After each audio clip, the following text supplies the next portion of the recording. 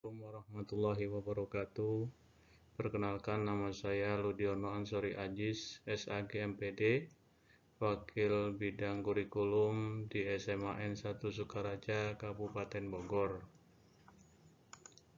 Berikut kami ingin menyampaikan tentang IKI.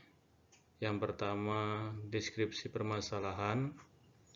SMA N1 Sukaraja mengikuti implementasi kurikulum Merdeka mulai tahun pelajaran 2022-2023 secara mandiri.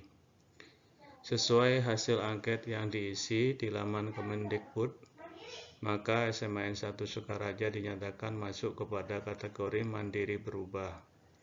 Namun demikian, masih banyak dari rekan-rekan guru yang belum familiar dan belum mengerti tentang istilah-istilah yang ada pada implementasi kurikulum Merdeka atau IKM. Salah satunya adalah istilah KOSP.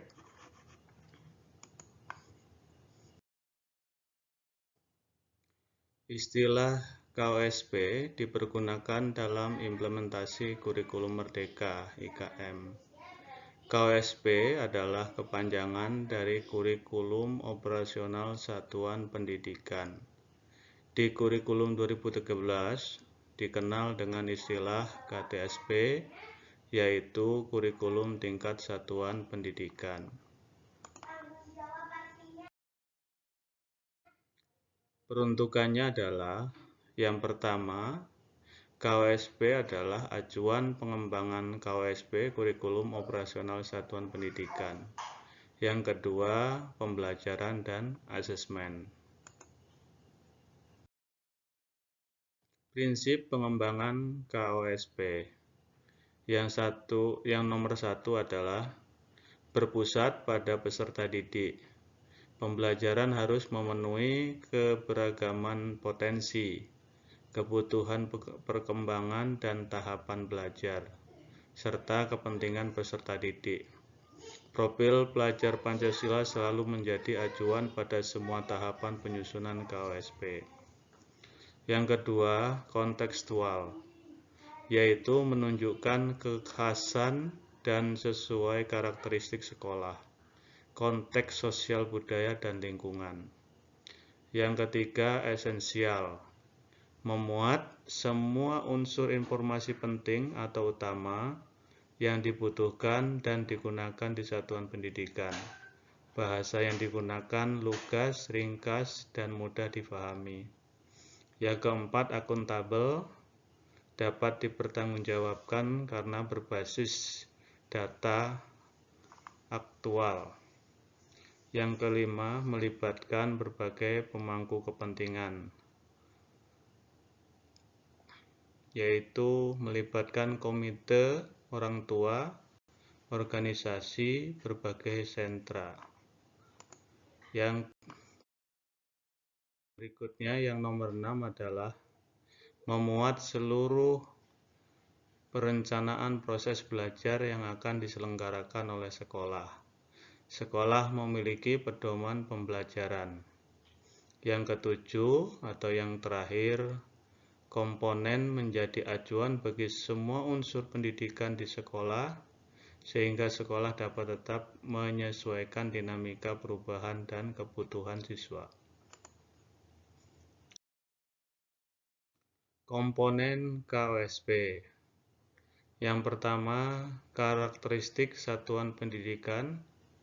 Dari analisis konteks dirumuskan kata karakteristik sekolah yang menggambarkan keunikan sekolah dalam hal peserta didik, sosial, budaya, guru, dan tenaga kependidikan. Yang kedua, visi, misi, tujuan, pencapaian profil pelajar Pancasila. Yang ketiga, pengorganisasian pembelajaran intrakurikuler, kokurikuler atau proyek P3 dan ekstrakurikuler. Yang keempat, rencana pembelajaran, menggambarkan rencana pembelajaran selama setahun ajaran, berisi alur pembelajaran atau unit mapping, untuk sekolah-sekolah yang sudah menjalankan pembelajaran secara integrasi.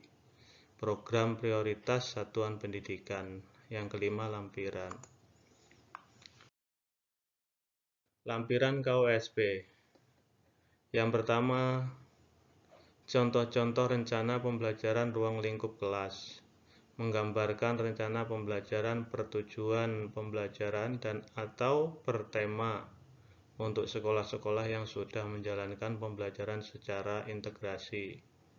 Yang kedua, contoh penguatan profil pelajar Pancasila, penjabaran pilihan tema dan isu spesifik yang menjadi proyek pada tahun ajaran tersebut.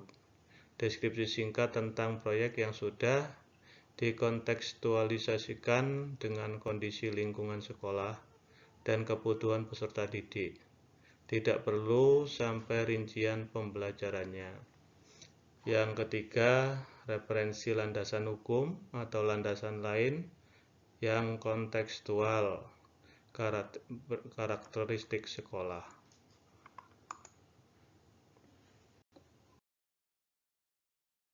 Sekian untuk pengisian IKI dan terima kasih. Assalamualaikum warahmatullahi wabarakatuh.